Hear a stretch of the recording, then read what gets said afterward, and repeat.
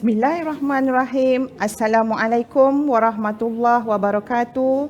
Salam sejahtera, salam #09educators, salam sayang untuk semua. Baik, pada pagi ini, pada hari ini bersama-sama dengan cikgu, saya Cikgu Nurul Najwa binti Saidun merupakan Kaunselor Pendidikan Negeri Jabatan Pendidikan Negeri Perlis akan bersama-sama dengan anak-anak, tuan-tuan dan puan-puan dalam slot #3S Sembang, Santai dan Serlah. Baik, pada hari ini cikgu akan mengupas ataupun membincangkan, bersembang dengan tuan-tuan dan puan-puan, dengan anak-anak tentang satu tajuk yang cikgu pilih khas ya untuk kita sama-sama berkaitan tentang urus marah anda serlah. Baik. Sebenarnya emosi marah ni ya anak-anak, tuan-tuan dan puan-puan, dia boleh berlaku kepada sesiapa sahaja. Dan emosi ini, perlakuan ini adalah satu perlakuan yang normal.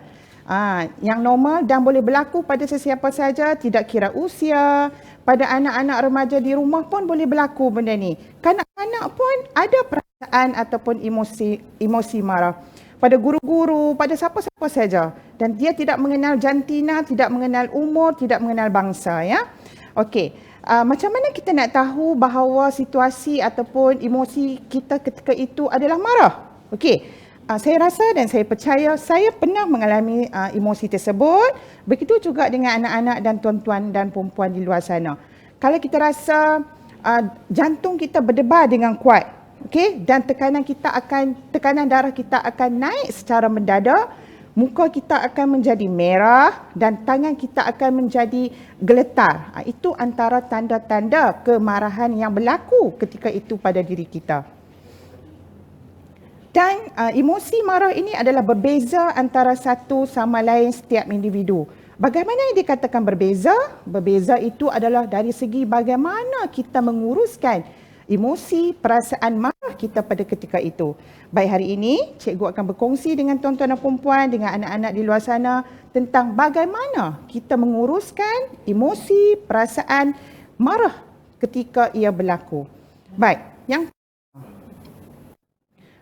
pertama, apabila perasaan marah itu timbul dalam diri kita, emosi itu wujud dalam diri kita, kita perlu ingat perkara itu tidak boleh menyakitkan diri kita dan juga orang lain. Dua perkara yang cikgu ingin fokuskan kepada tuan-tuan dan puan-puan, pada anak-anak, iaitu tentang percakapan yang pertama dan tindakan. Ketika kita merasa marah, fokus kepada percakapan kita, bagaimana kita nak mengawalnya? Satu sahaja pesanan cikgu, diam. Diam adalah lebih baik daripada berkata-kata ketika perasaan marah itu wujud. Okey, cikgu bagi satu situasi kemarahan yang berlaku pada diri cikgu pagi tadi. Contohnya, anak saya telah memecahkan gelas, satu biji gelas di dapur, di mana gelas itu sangat bermakna pada saya. Saya dapat hadiah daripada seorang sahabat yang karib dengan saya. Jadi ketika itu emosi marah saya timbul. Sangat naiklah ketika itu sebab saya rasa badan saya menggeletar. Jadi apa yang perlu saya buat? Yang pertama, kontrol percakapan. Jadi saya diam. Saya terus diam, saya tidak berkata apa-apa. Okey. Yang kedua, dari segi tindakan. Jadi dari segi tindakan, saya melarikan diri, menjauhi diri saya dari situasi yang berlaku di dapur. Jadi saya keluar daripada dapur, saya masuk dalam bilik saya. Dua perkara tindakan awal yang saya lakukan, yang anak-anak boleh lakukan, yang tuan-tuan boleh lakukan ketika emosi marah ataupun perasaan marah itu timbul dalam diri kita. Okey, itu yang pertama. Maksudnya kita tidak boleh menyakiti diri kita dan juga orang lain. Okey, baik. Yang kedua, apa lagi yang boleh kita lakukan, tuan-tuan, ketika kita merasa marah, emosi marah, perasaan marah itu wujud dalam diri kita? Baik, saya akan ajar tuan-tuan dan puan-puan, saya akan kongsikan satu teknik yang kita namakan teknik pernafasan. Baik, kita akan buat sama-sama. Baik, kalau kita dalam keadaan yang duduk, kita boleh berdiri.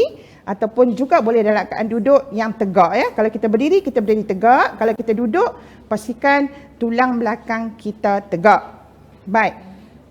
Langkah yang kedua, angkat tangan kanan dan kita letak di atas dada kiri kita dan tangan kiri berada di perut. Okey. Ini namanya teknik pernafasan. Kita akan tarik nafas secara perlahan-lahan mengikut hidung dalam kiraan 10, kemudian kita tahan nafas kita dan kita akan hembuskan perlahan-lahan melalui mulut. Baik, kita lakukan bersama-sama dengan cikgu ya. Baik, 1, 2, 3, tarik, tahan dan hembuskan perlahan-lahan mengikut mulut kita. Okey, pastikan kita bernafas mengikut hidung dan hembuskan mengikut mulut secara perlahan-lahan. Jadi teknik pernafasan ini sebenarnya perlu dilakukan secara kerap, secara latihan yang biasalah. Maksudnya kalau timbul sudah perasaan marah, kita nak marah pada seseorang, kita tarik nafas, relax. Oksigen akan masuk dan dia akan membantu proses kemarahan kita tu cool down. Okey, jadi saya harap teknik pernafasan yang cikgu kongsi dengan anak-anak dan tuan-tuan dan puan-puan akan dapat dipraktikkan selalu. Okey, baik. Tips yang kedua. Okey. Tips yang ketiga yang terusnya yang saya akan kongsi dengan anak-anak dan tuan-tuan dan puan-puan adalah gunakan intonasi yang rendah untuk kita memberitahu perasaan dan apa yang kita harapkan. Okey, saya ulang balik situasi yang berlaku pada saya tadi, iaitu anak saya telah memecahkan gelas kesayangan saya. Jadi macam mana saya nak nyatakan sesuatu pada anak saya? Perlu menggunakan intonasi yang rendah. Contohnya, beritahu anak kita, ibu, mama rasa sangat sedih. Itu menggunakan intonasi yang rendah. Kalau kita marah dia, kita akan menggunakan intonasi yang tinggi. Itu tidak dapat mengawal kemarahan kita. Cuba praktikkan gunakan intonasi yang rendah walaupun kita nak bercakap dengan dia. Tetapi ingat balik tips yang pertama saya bagikan pada awal tadi, cuba diam dan elak daripada situasi tersebut. Okey, baik, seterusnya. Okey, ketika kita rasa marah, carilah orang yang paling rapat dengan kita untuk kita luahkan pada dia atau membantu kita untuk menyelesaikan situasi tersebut. Okey, contohnya yang cikgu bagi.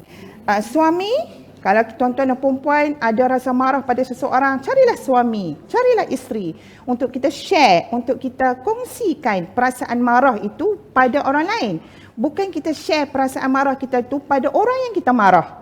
Maksudnya kita mencari orang yang ketiga untuk mendengar luahan hati ataupun luahan perasaan kita. Maksudnya orang yang ketiga itu tidak terlibat dalam proses kemarahan kita yang pertama tadi. Baik, sekiranya anak, okey, anak tu rasa marah, rasa nak marah seseorang, maka carilah ibunya ataupun ayahnya ataupun rakan. Kalau anak-anak rasa nak marah pada cikgu, rasa tak puas hati pada seorang cikgu ni, carilah cikgu lain, carilah kawan lain.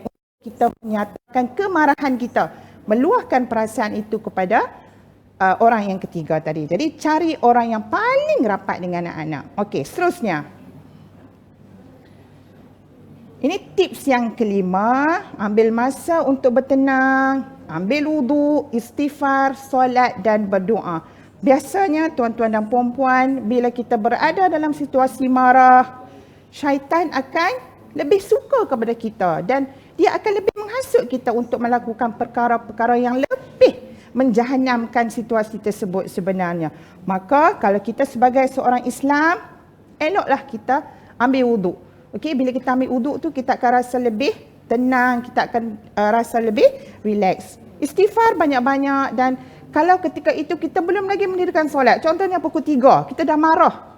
Kita nak marah anak kita. Dah pukul 3. Oh, tengok jam dah pukul 3. Ketika itu kita belum lagi solat Zuhur. Maka ketika itu eloklah. Lebih baik sekiranya tuan-tuan dan puan-puan, anak-anak ambil wuduk, solat dan terus berdoa kepada Allah. Itu kalau orang Islam. Kalau orang yang bukan Islam, mungkin tuan-tuan dan puan-puan ada cara yang boleh tuan-tuan dan puan-puan lakukan. Baik, seterusnya.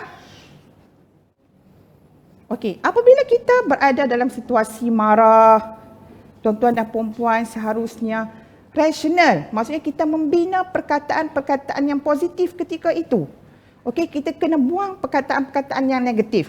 Contohnya situasi yang sama saya ambil ketika anak saya memecahkan gelas itu. Apa perkara-perkara positif ataupun perkataan-perkataan positif yang perlu saya cakap ketika itu?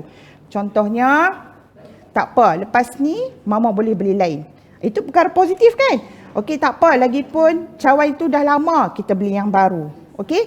Dan ketika itu juga, apa lagi perkara-perkara positif yang boleh saya fikir ketika itu? Nasib baik tak kena kaki dia. Kalau kena, luka. Jadi kalau luka, kena bawa juga pergi hospital.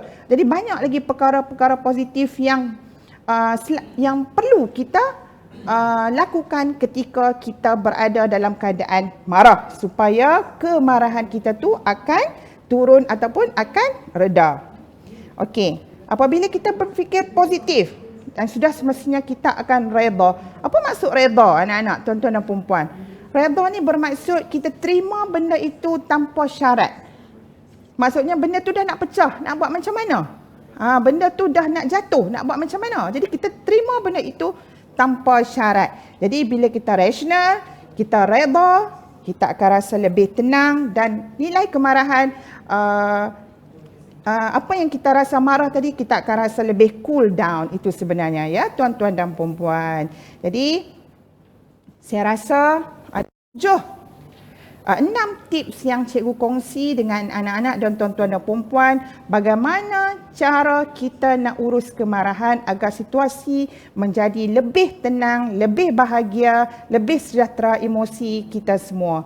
Baik, saya rasa sampai di sini saja dulu bersama-sama dengan saya, Cikgu Nurul Najwa binti Saidun, Kaunselor Pendidikan Negeri Perlis dalam slot untuk hari ini. Sekian.